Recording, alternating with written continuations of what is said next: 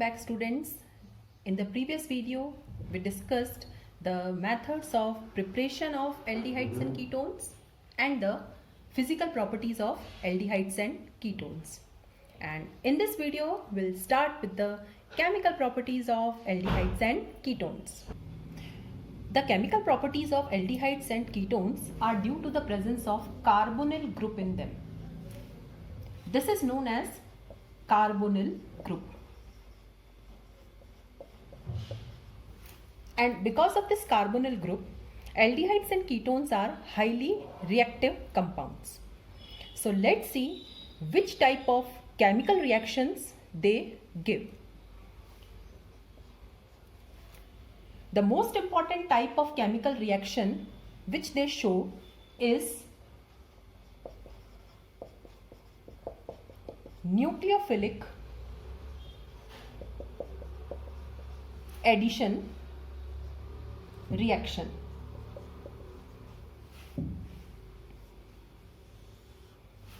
Now, what is the meaning of nucleophilic addition reaction?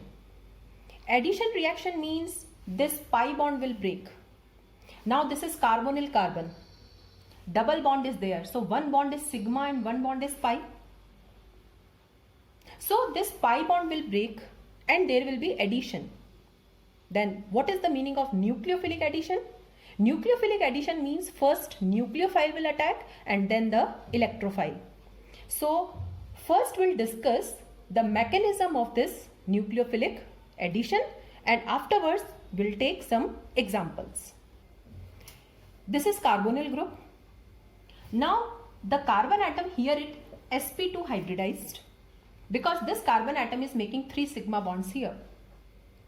And we know that out of carbon and oxygen, oxygen is more electronegative. So this oxygen will attract the electron pair towards itself.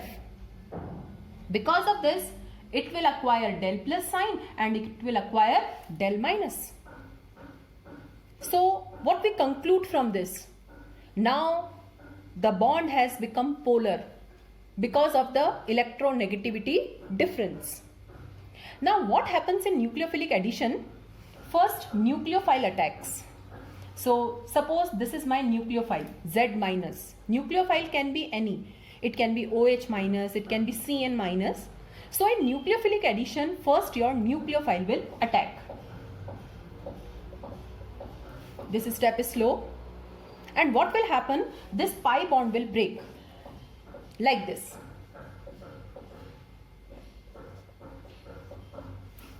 And because of this addition, what has happened? The hybridization is now changed to sp3. And now in the second step, the electrophile will attack. And this step is definitely fast and will get this addition product. This is how your nucleophilic addition occurs. Now what is the difference between electrophilic addition and nucleophilic addition? The product will remain same in both the types of additions. But in electrophilic addition, first electrophile attacks and then nucleophile. So this is the basic difference between nucleophilic and electrophilic addition, that which attacking reagent attacks first. If it is nucleophile, then it is nucleophilic addition. If it is electrophile, then it is electrophilic addition. Now, before taking the examples of nucleophilic additions, first we'll compare the relative reactivity of aldehydes and ketones towards nucleophilic additions. That which compounds will give nucleophilic additions fast, aldehyde or ketone. Now the important point is aldehydes are more reactive than ketones.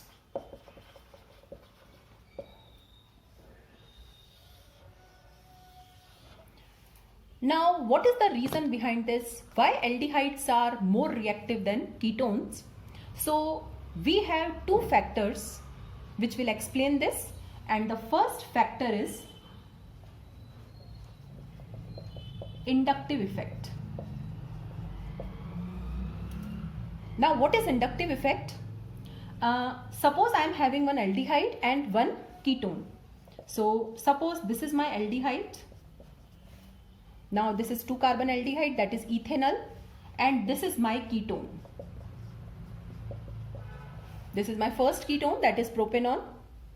Now we know that whenever methyl group is present, it always shows plus I effect. So here one methyl group is showing its plus I effect. In ketones, 2 methyl groups are there. So there is plus I effect from 2 sides. Like this. Now what will happen? If you see the mechanism of nucleophilic addition, nucleophile attacks first on which carbon? Carbonyl carbon. Okay, see this. Now this is my carbonyl carbon. It is del plus, it is del minus. The nucleophile will attack on this carbon. So suppose this is my nucleophile and this nucleophile is attacking on this carbon. Why nucleophile is attacking on this carbon? Because it is positively charged. It is electron deficient. Now what happens here? Here 2 methyl groups are releasing the electrons. So the electron deficiency of this carbon will be decreased. Now this carbon is no longer electron deficient because it is receiving electrons from the 2 methyl groups. And if this carbon is no longer electrodeficient or electropositive, nucleophile will not attack on this carbon easily. Now see this compound, only 1 methyl group is releasing electron. It means this carbon is having some electron deficiency. So if I compare the two, this carbon is more electron deficient than this carbon. So which are more reactive? If I see the inductive effect, aldehydes are more reactive. So as the carbon chain increases in size, the reactivity also decreases. So we can take one example here. This is formaldehyde. This is acetaldehyde. This is acetone. And this is pentanone. Okay. So what will be the reactivity order? Aldehydes are more reactive. So this will be most reactive, because in this there is negligible inductive effect of hydrogen atom. So this is most reactive. Then your acetaldehyde, then this, and then this. So we can conclude one thing, that as carbon chain increases, the plus I effect will increase and the reactivity will decrease. Because as plus I effect increases, the electron deficiency on the carbon decreases. Now the second factor which determines the reactivity of aldehydes and ketones is the steric effect. Now what is the meaning of steric effect? Now suppose the size of the alkyl groups surrounding the carbonyl carbon is very large. Like this you can see. So as the size of alkyl groups increase surrounding the carbonyl carbon, what the alkyl groups will do?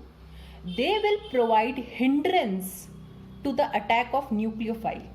Because finally where the nucleophile is attacking? It is attacking on the carbonyl carbon. And if this carbonyl carbon is surrounded by bulky groups, the attack of nucleophile will become difficult. So as we move from here to here, you can see that the size of alkyl groups is increasing. Okay, so we can say steric hindrance increase. And if steric hindrance increase, what will happen? The attack of nucleophile will become difficult and the reactivity decreases. So there are two factors which determine the reactivity of aldehydes and ketones, that is inductive effect and steric effect. And after discussing these two effects, we finally conclude that aldehydes are more reactive than ketones. Also, if the carbon chain increases, the reactivity decreases. Now let's discuss what happens to aromatic aldehydes and ketones as far as reactivity is concerned.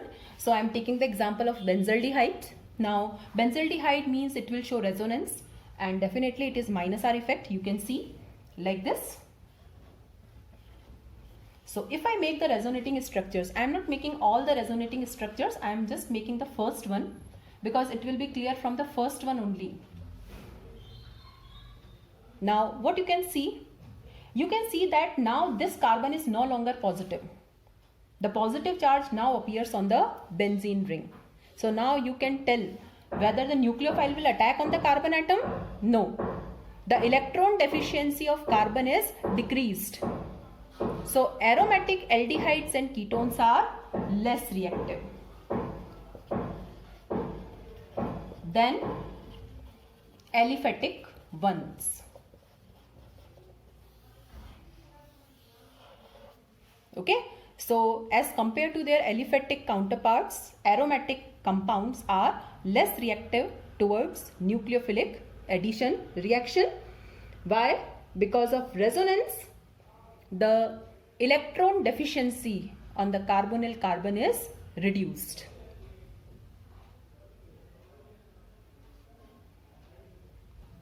Now let's take one question. Arrange in the increasing order of reactivity. So few compounds I have given and we have to arrange them in the increasing order of reactivity. The first is ethanol, propanol, propanone and butanone. So ethanol is this, propanol is this, propanone is this and butanone is this.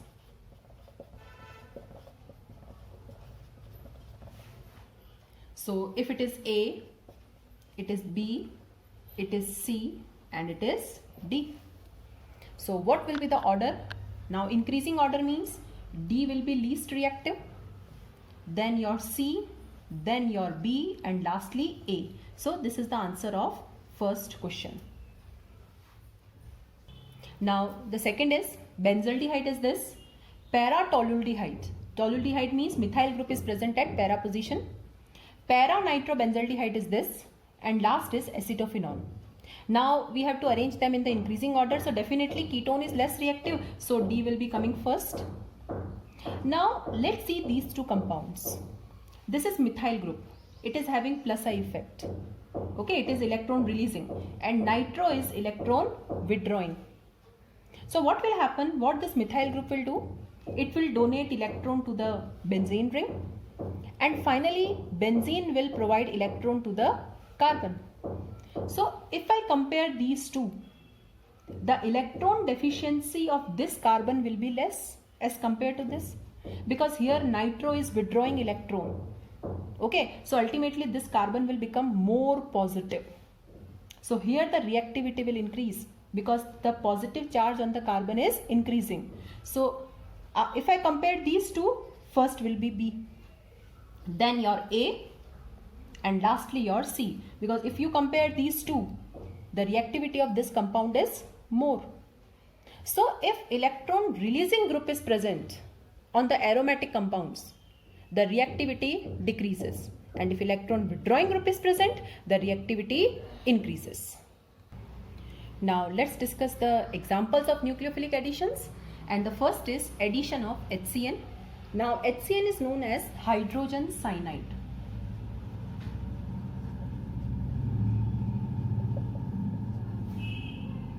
So we'll take some examples.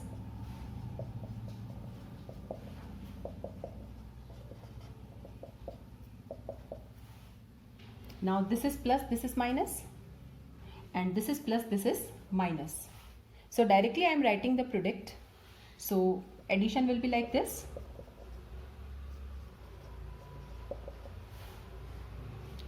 We'll take one example of ketone also.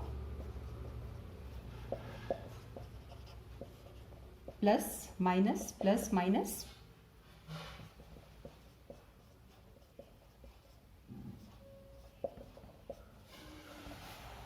Okay, so these two compounds are formed. Now what these compounds are named as? Now to this carbon, both the groups are attached. Such compounds are known as cyanohydrins.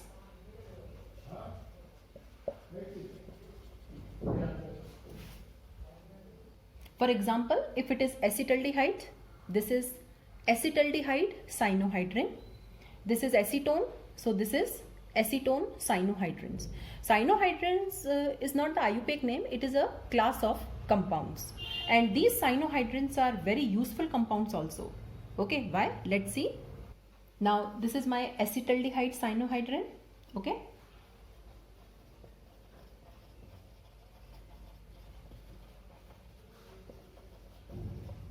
now if complete hydrolysis is done, what will happen? I will get this product.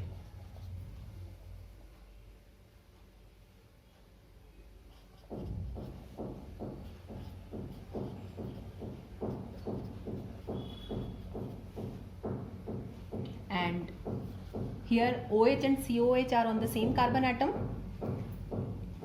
This compound is known as lactic acid.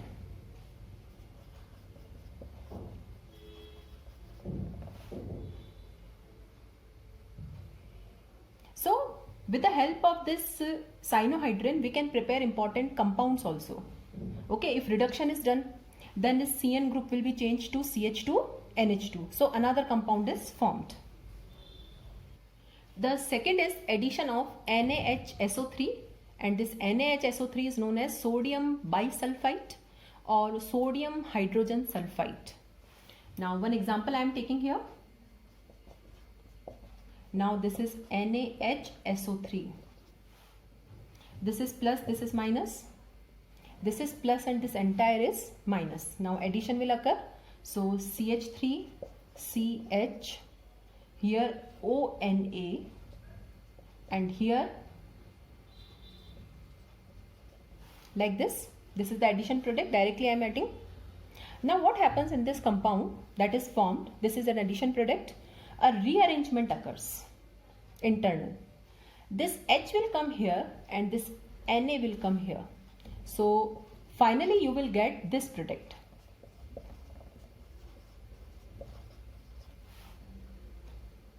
And these are crystalline compounds. We can say these are crystalline adducts. Adducts means addition products.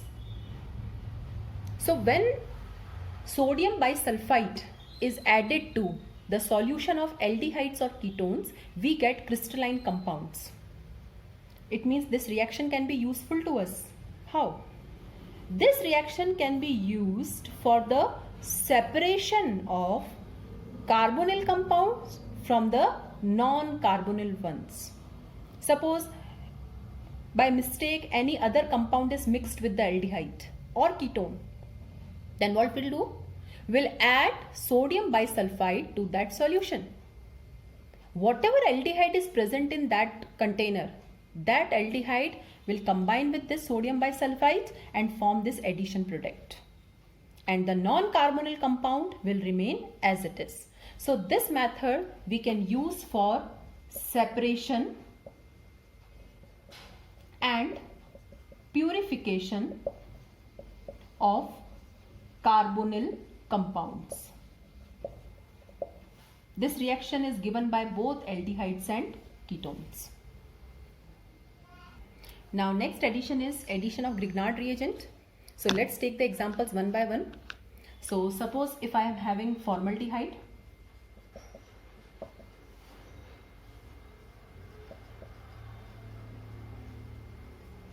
plus CH3 MgBr, what it will give? Plus, minus, sorry, it is plus, here it is minus, it is plus and it is minus.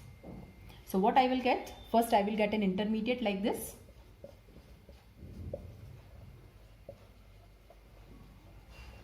And CH3. Now it is subjected to hydrolysis. And after hydrolysis we know this OMGBr part changes to OH. This we have learnt in alcohol chapter also. In that video also this thing was there. So what I will get? I will get 1 degree alcohol. Suppose if I take any other aldehyde but not the formaldehyde. Suppose I have taken ethanol here. You can take propanol, butanol, any other aldehyde you can take. It is treated with Grignard reagent. Again plus minus minus plus. So we'll get this compound.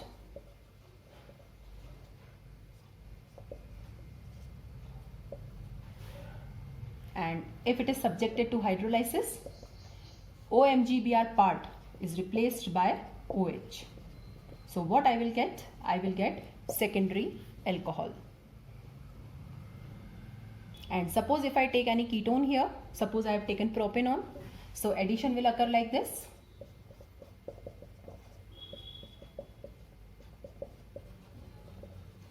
Now it is subjected to hydrolysis.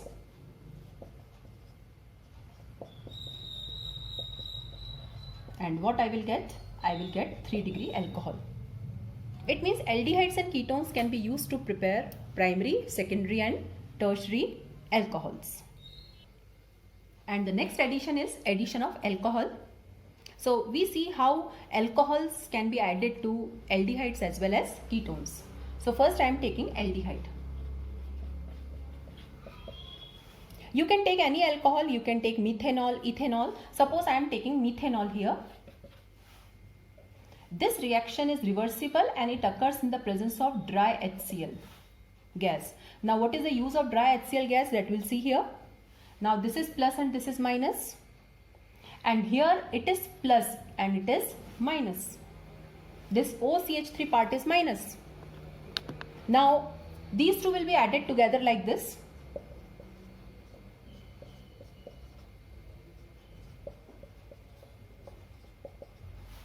Okay, to this carbon this OCH3 will come and this OH. Again dry HCl and one more molecule of alcohol I will take. Okay, means in this reaction 2 molecules of methanol I am taking, I have to take. Now what will happen? Water is removed like this.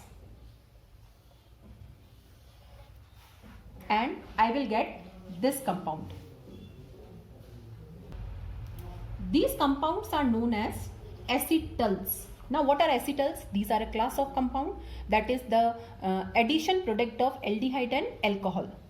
For example, I have added methanol, so this is methyl acetal. Okay, if I take ethanol, that will be ethyl acetal. Now what is the role of dry HCl gas? Now here water is obtained as a byproduct. So this dry HCl will absorb this water and will shift the reaction in forward direction. Now if I take ketone, so I have taken propanol here. Ketones do not form acetals, but they form such type of compounds. So I have to take diol here. This is ethylene glycol. Okay, for ketones we have to take diol. Again the reaction will take place in the presence of dry HCl. So there will be elimination of water now and there will be formation of cyclic compounds. Okay, so we get such type of cyclic ketals. Again I have taken dry HCl. Now what is the role of dry HCl? To absorb this water molecule and the reaction proceeds more in the forward direction. So these are the examples of nucleophilic addition reactions. We have seen 4 examples: addition of HCN, addition of sodium bisulfite, addition of Grignard reagent and addition of alcohol. And ultimately we get addition product. In the next video, we'll discuss nucleophilic addition reactions followed by loss of water molecules. Means if your nucleophile is weak nucleophile, then such reactions will be catalyzed in the presence of acid and there will be elimination of water molecule. So that we are going to discuss in the next video. Thank you.